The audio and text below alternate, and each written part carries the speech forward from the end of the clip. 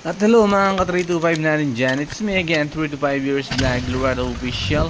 So, happy 600 subscriber na tayo dito sa ating page mga ka-325. Diba? Ang bilis ng panahon. December 6 na, 2024 mga ka-325. Basta, consistency pa rin ang sasagot sa ating mga problema at pangarap mga ka-325. Dapat kasi is pag consistent ka is dapat tuloy-tuloy mo lang ang iyong ginagawa basta alam mong tama ang iyong suliranin sa buhay mga ka-325. Dapat kasi yung mindset mo is laging nakatutok dun sa iyong pangarap, diba? Mabagal yan mga ka-325, mabibigla ka na lang minsan. Yung pinapangarap mo, yung tinatarget mo andyan na pala, diba? Basta wag ka lang magmamadali mga ka-325. Sabi nga, lahat ng iniisip mo or yung balak mo is nag-uumpisa sa iyong isip. I mean, yun yung gusto kong sabihin, diba? Then yung execution is nasa sayo mga ka-325, kung paano mo i-handle lahat ng iyong pangarap or mga balak sa buhay, diba? So dapat pag-isipan mo ng mabuti, diba mga 325. Although may ginagawa ang iba, nagtatrabaho ka, nagbibiyahe ka, pero isa lang yan, dapat yung goal mo. Kasi kung di mo alam yung goal mo sa iyong buhay is mapapako ka lang mga 325. Totoo yan. Ang mangyayari dyan is mag-i-stay ka lang sa comfort zone mo, imbis na yung pangarap mo na dapat ito step by step mo, diba?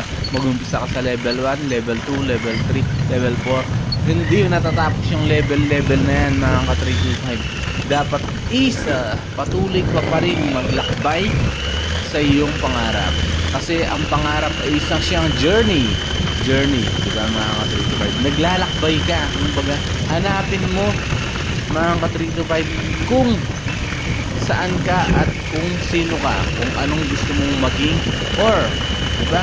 Ganun lang yon. Basta yung pangarap mo, kasi kanya-kanya ka tayo ng mga pangarap, diba mga 325? Basta yung successful, kasi ando tayo hindi pa tayo successful, diba mga 325? Kumbaga tayo is isa pa rin tayong nangangarap, patuloy pa rin tayong nangangarap, kasi yung pangarap mga 325 is hindi natatapos yan. Sabi ko nga, diba mga ka-325, kahit businessman ka, hindi ka pwedeng huminto mga ka-325, diba?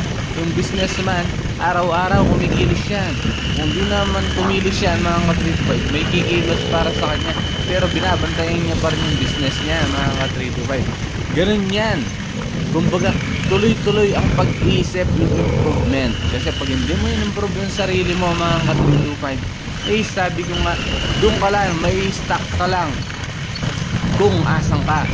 So ibig sabihin, no, yung comfort zone mo minsan is kumbaga i-try mong maka-execute doon mga 3. Yun ang ibig sabihin, diba? Kasi once na sa circle ng buhay mo, or yung isang kwadrado na lang, hindi na circle, basta ganun lang, kung nagigets nyo ako, diba? Kumbaga hanggat hindi ka umaalis doon sa iyong comfort zone mga 325, is hindi mag-excel yung knowledge mo. Kumbaga dun ka lang dapat, kung gustong ma-experience yung isang bagay or isang pangyayari, or basta yung knowledge gusto mo ma-experience mga 325, is dapat alamin mo mga 325, diba? Kumbaga yun lang. Like for example, nasa isang lugar ka, so gusto mo magpakalayo-layo para mag-excel ka, no? Umalis ka sa isang lugar, diba? So doon mo may experience iba't ibang klase ng tao, iba't ibang lugar na kailangan mong malaman, iba't ibang trabaho.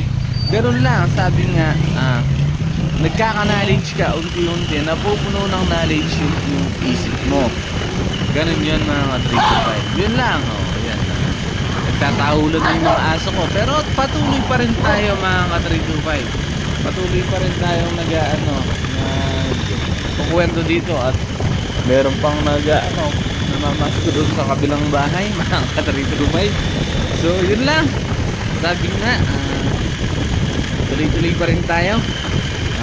Siguro dito ko natatapusin yung video. Basta araw-araw is lagi tayong maging masipag, diba mga ka-325, and focus sa inyong goal. Sabi mo, lahat ng pangarap is hindi nakukuha ng mabilisan yan. Kunin natin sa mabagalan dahil hindi makukuha yan sa isang minuto, sa isang oras, sa isang araw, sa isang buwan, sa isang taon. 3 to 5 years from now, dapat lagi kong may mga resulta sa lahat ng ginagawa mo. And Merry Christmas and Happy New Year. Ayun o, nag-ano pa yung mga bata sa labas. Yeah, yeah, yeah. Bye-bye. Ingat mo lagi na.